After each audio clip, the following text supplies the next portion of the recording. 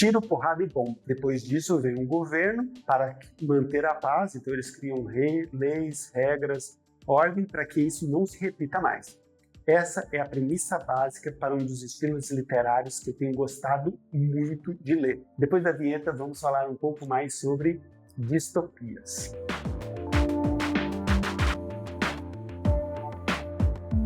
O que é distopia? Segundo o dicionário, qualquer representação ou descrição de uma sociedade ou organização social futura caracterizada por condições de vidas insuportáveis, com o objetivo então de criticar as tendências da sociedade atual ou então parodiar utopias, alertando para os seus possíveis perigos.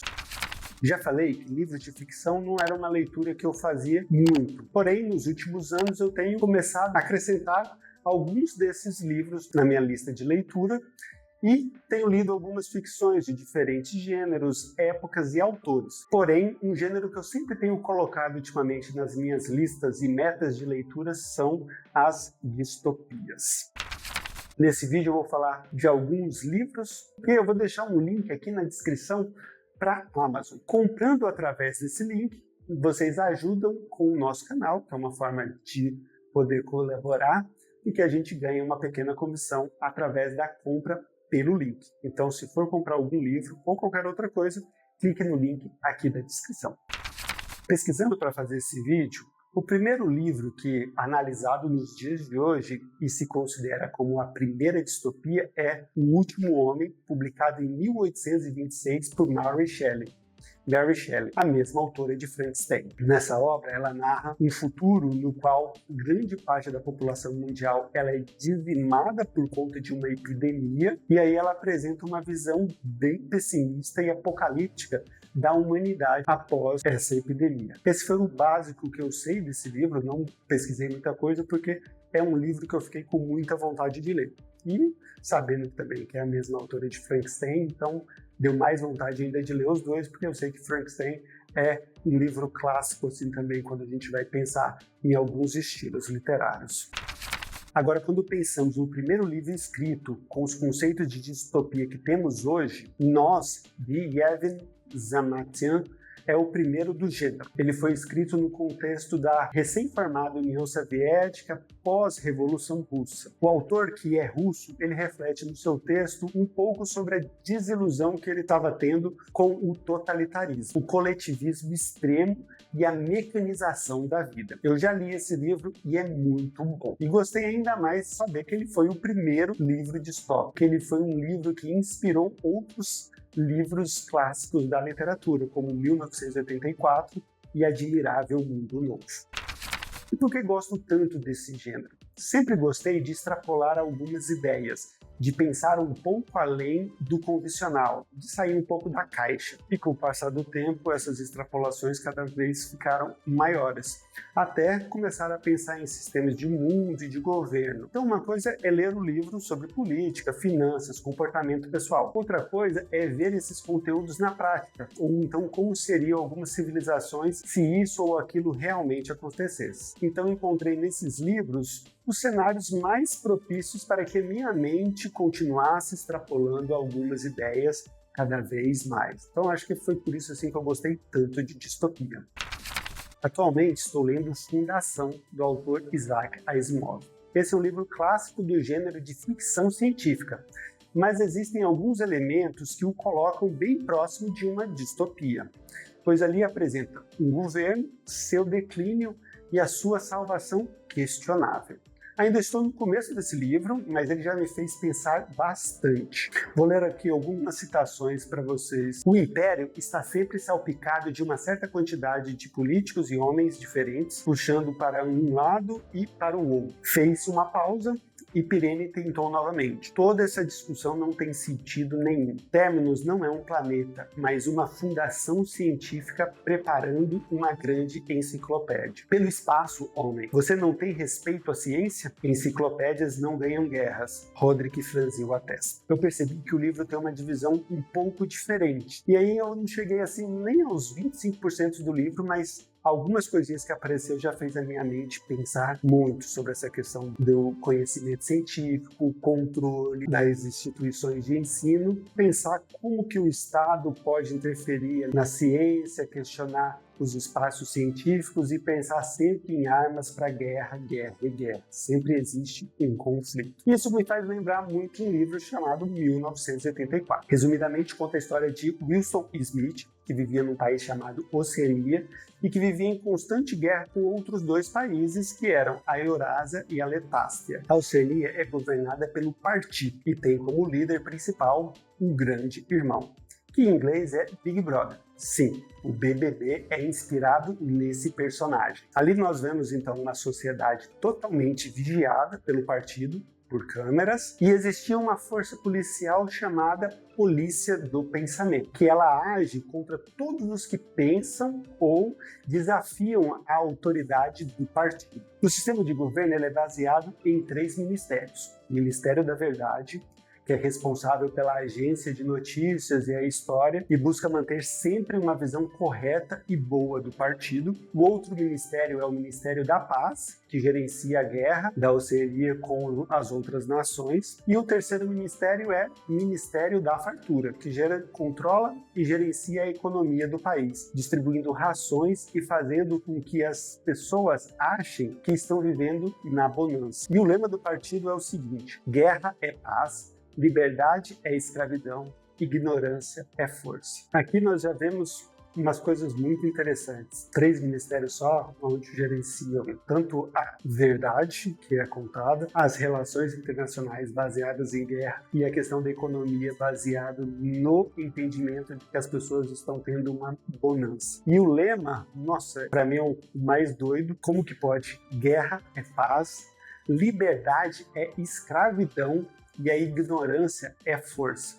Se a gente parar para analisar um pouco isso, é o que muitas vezes alguns sistemas de governo promovem. E se você quiser aprofundar um pouco mais na leitura e no conhecimento desse livro, o Clóvis de Barros, lá no canal dele, fez uma leitura desse livro, uma leitura conjunta que, nossa, é fenomenal. Vale muito, muito a pena ouvir e acompanhar com ele essa leitura. A gente cresce bastante. E esses paradoxos, eles são fundamentais para a estrutura do governo do partido. O livro fala muito sobre o totalitarismo e precisamos ler isso sem o viés de que achar que o totalitário são só as pessoas desse ou daquele partido.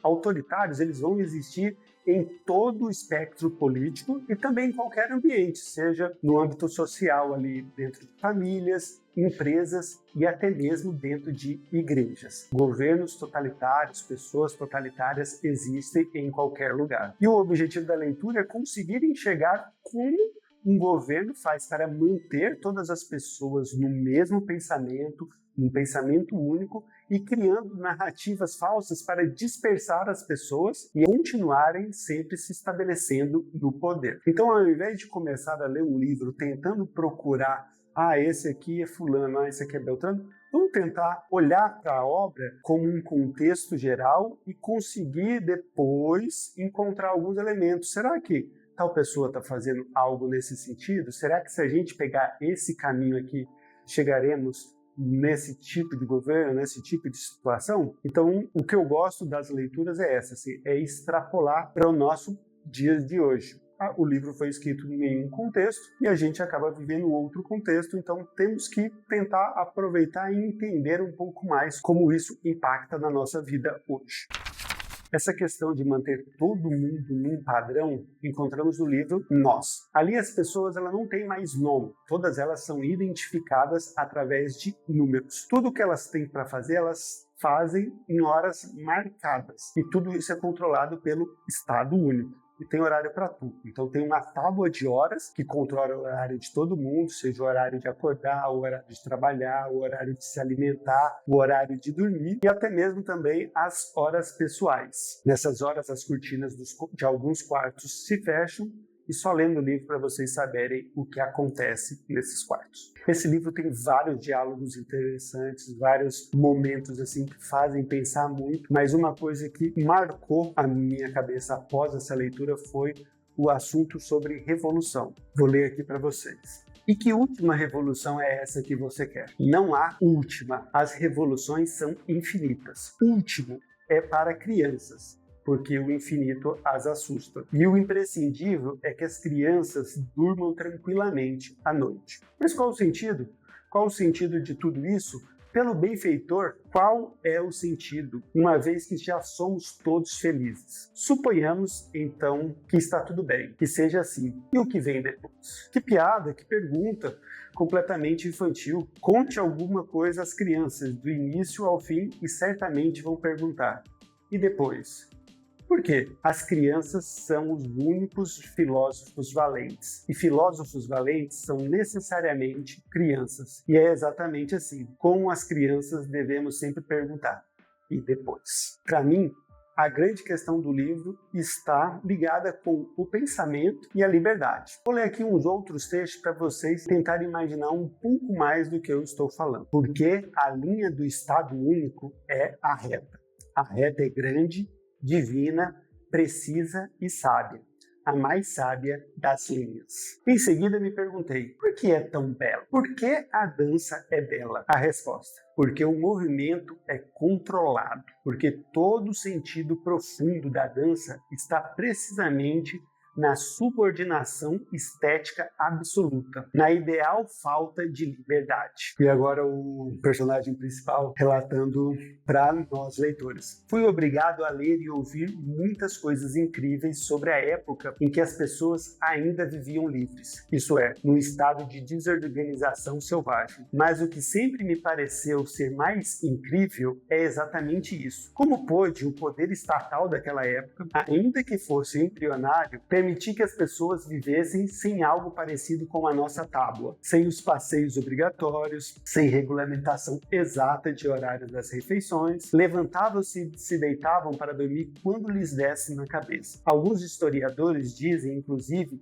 que naquele tempo as ruas ficavam iluminadas durante a noite inteira e as pessoas caminhavam e dirigiam a noite inteira. Isso eu não consigo compreender de maneira nenhuma. Em meio a todas essas questões, chegou uma parte assim que eu achei muito interessante, porque como todo mundo tem toda uma vidinha ali regrada, certinha, quando algumas pessoas começavam a destoar um pouco da forma normal que era, eles tinham que passar pelo médico. O diagnóstico é muito interessante. É muito ruim esse seu problema. Pelo visto, você desenvolveu alma. Uma alma? Essa é uma palavra estranha, muito antiga, há muito tempo esquecida. Às vezes falávamos alma gêmea, alma fria, desalmado. Mas alma? Isso é muito perigoso? Perguntei. É incurável, disse o médico. E para terminar, e apenas mais uma coisa. O mecanismo não tem imaginação. Mas não é sua culpa. Vocês estão doentes. E o nome dessa doença é imaginação. Caracas, quando eu leio esses trechos aqui, já me relembro toda a história e aí eu começo a pensar, será que eu vivo num lugar onde que me encaixo? Será que eu pensar diferente, ter um pouco de imaginação, é considerado doença para as pessoas que estão próximas? Como que é aí com vocês? Porque para mim aqui, a cabeça está explodindo. E quando se fala em unidade, todos iguais, não tem como eu não pensar em A Revolução dos Bichos. E também é escrita por George Orwell. Ela foi escrita em 1945 e ela é uma fábula com uma linguagem própria para crianças, mas que qualquer adulto consegue entender e perceber as várias camadas que tem nessa história. O enredo se passa então numa fazenda que era gerida e organizada pelo Sr. Jones. Nessa fazenda tinha vários animais e logo ali no começo acontece uma situação e os animais tomam posse da fazenda. E a partir dos ensinamentos do velho major, que era um porco muito sábio, mas que infelizmente morreu antes da fazenda ser tomada pelos animais, ele deixou ali todo o seu conhecimento e após a sua morte, outros 2 porcos, eles meio que se tornaram líderes, que eram Bola de Neve e Napoleão. Dentro ali da fazenda, eles tinham 7 mandamentos. E esses mandamentos são ótimos. Vamos conferir aqui. Qualquer coisa que ande sobre 2 pernas é inimigo. Qualquer coisa que ande sobre 4 patas ou tenha asas é amigo. Nenhum animal usará roupas. Nenhum animal dormirá em cama. Nenhum animal beberá álcool. Nenhum animal matará outro animal. E todos os animais são iguais. Nessa leitura, nós vamos acompanhando o desenrolar dessa sociedade, agora ali formada pelos animais, a partir desses mandamentos, liderado ali pelos 2 porcos, que é Napoleão e Bola de Neve. Só que por questões políticas e intrigas, Napoleão faz com que Bola de Neve seja visto como um traidor e aí acaba sendo expulso ou exilado da fazenda. E dessa forma, Napoleão ele se torna o único líder.